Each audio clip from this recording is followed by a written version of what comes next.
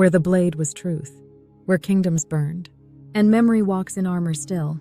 This is Iron and Ash, the strategy. A spark in the brain, a flicker, an idea, then shape, then form, then pattern. The idea becomes a thought. The thought becomes a plan. The plan becomes a strategy. This is cognition in motion. This is war before the war. From the moment man picked up a rock and waited to strike, strategy was born. It is instinct, refined. It is patience, practiced. And it has shaped empires. From the pages of the Bible, Joshua and his horns at Jericho, marching, circling, sound as siege, to the deserts of Egypt, Ramses moving stones, building pyramids not just for gods, but for awe, for fear. The Romans, masters of engineering and empire, they strategized not just for battle, but for civilization. Roads that led armies and ideas alike, divide and rule, decimate to deter. They studied their enemies, absorbed their gods, and built a legacy of control that stretched across centuries. The Spartans, few in number, mighty in spirit. Their strategy was discipline, obedience, training from birth. At Thermopylae, 300 men stood against thousands, not for victory, but for the story of resistance, their sacrifice a tactic, their defiance a weapon, papacy, Byzantine politics, knightly opportunism. Together they forged the Crusades. It was not one strategy, but many overlapping. The church used salvation as leverage, promised heaven for conquest. The Byzantine Empire used it to redirect violence away from its fragile borders. Knights and nobles used it for land, for glory, for spoils. A divine narrative crafted to unify chaos. It worked, at least for a while. Jerusalem was taken, fortresses built, but logistics faltered. Supplies thinned, loyalty fractured. And soon, the strategy unraveled. Yet the myth of it all remained. The Holy War, the sacred campaign, an idea too big to die. Used again, recycled by kings and clerics alike. The Crusades were a blueprint, for belief weaponized, for geography twisted by zeal. A strategy born not in tents or castles, but in pulpits.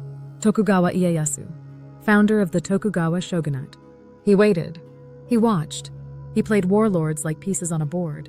He bided his time, decades of alliances, broken promises, calculated retreats, until the Battle of Sekigahara, where his enemies walked into the trap, his power sealed in silence. Not through glory, but by waiting long enough for others to fall. His rule brought 250 years of peace. Strategy not just to conquer, but to outlast. A nation held in place by one man's patience. Harald Hardrada, a Viking king who tried to take England. With trickery, with timing, and lost to a better strategy. Napoleon, the mind of a general. Quick marches, sharp maps, divide and conquer, until Russia, until the cold, until overreach. General Lee, a plan lost, found by the enemy. The Civil War turned, a strategy undone by accident. The Bay of Pigs, a strategy so flawed it collapsed on arrival. Charlie Wilson, a war fought with secrets and forgotten consequences. Dick Cheney, calculated, measured. Was it success? Or the longest con? Then the Third Reich. And the burning of the Reichstag. The first modern false flag. A fire blamed. A narrative set. A power seized. Vietnam. The Gulf of Tonkin. The spark for war may have been smoke. A phantom attack. But strategy does not require truth. Only belief. 9/11. A horror too aligned to believe it was crafted. Too much. Too fast. Too precise. Bin Laden news story. He crafted myth. Hollywood's villain come to life. He knew we'd watch. He knew we'd listen. He was Kayfabe. Kayfabe, the wrestling of belief, where truth and fiction shake hands, where the match is rigged. But the crowd still roars. He was the heel, the villain, and we needed him. But before Kayfabe came the performance, the spectacle, the manipulation. Harald Hardrada. He knew a solar eclipse would arrive. He used it, staged his men, claimed divine magic, and the enemy broke. This is theatrical warfare. Mind control before the phrase existed. Enter MK Ultra, a CIA project, born in the shadow of World War II. LSD. Hypnosis. Control. Was it real? Yes. Was it successful? Only in fragments. Jack Ruby. Charles Manson. Subjects? Agents? Puppets? And then the Unabomber, Ted Kaczynski, once a Harvard student. Once part of the experiment, he turned, became myth himself, a mind weaponized by the very forces meant to tame it. Because manipulation is a two-way door. If you predict every reaction, you become predictable, and you can be turned. The Cold War, arms and space race. The rocket became symbol.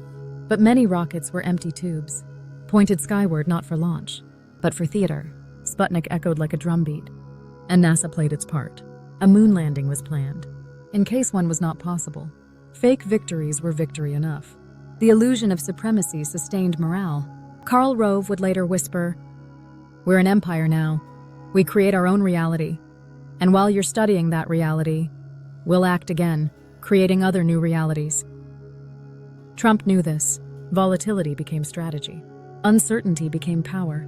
He was not the first, but the best at wielding it in the age of constant signal. Fox News meets 24. Suspense without resolution. A loop of crisis.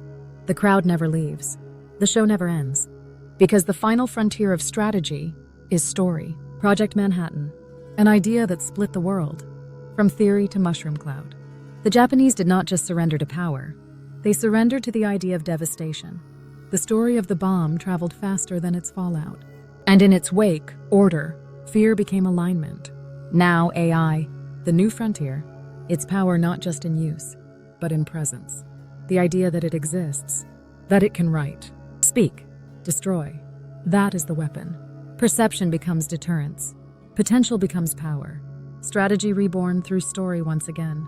Control the story, control the people. From Rome to Reddit, from Spartans at Thermopylae to hashtags in digital trenches, bots fan the flames. Polarization becomes fuel. A sleeping army online, ready to strike with a post. The war room is now a dashboard. The general wears a hoodie. And the battlefield is belief itself. Strategy has evolved, but the game remains. Where memory walks in armor, and shadow wears a crown. This is Iron and Ash,